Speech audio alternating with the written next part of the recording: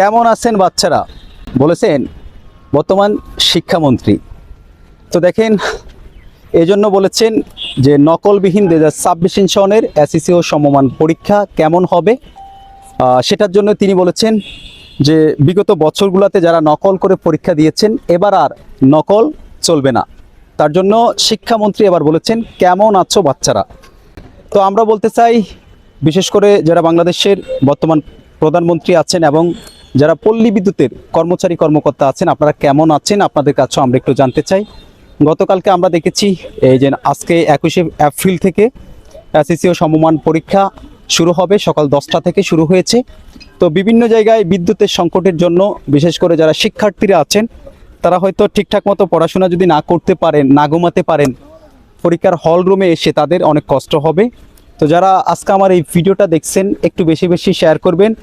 আর বাংলাদেশের নবনির্বাচিত যে প্রধানমন্ত্রী আছেন তাদেরও একেবারে সুদৃষ্টি আকর্ষণ করেছি, বিশেষ করে যারা এই এসএসসি পরীক্ষার্থী আছেন তাদের কর্তৃত্ব করতেছেন এবং যারা বিদ্যুৎ কর্মচারী কর্মকর্তা আছেন তাদেরও একেবারে সুদৃষ্টি আকর্ষণ করেছি। অন্ততপক্ষে যেই কয়টা দিন এসএসসি পরীক্ষা চলবে ওই কয়টা দিন শিক্ষার্থীদের ভবিষ্যতের চিন্তা করে অন্ততপক্ষে ঠিকঠাক মতো বিদ্যুৎ রাখবেন। ধন্যবাদ সবাইকে।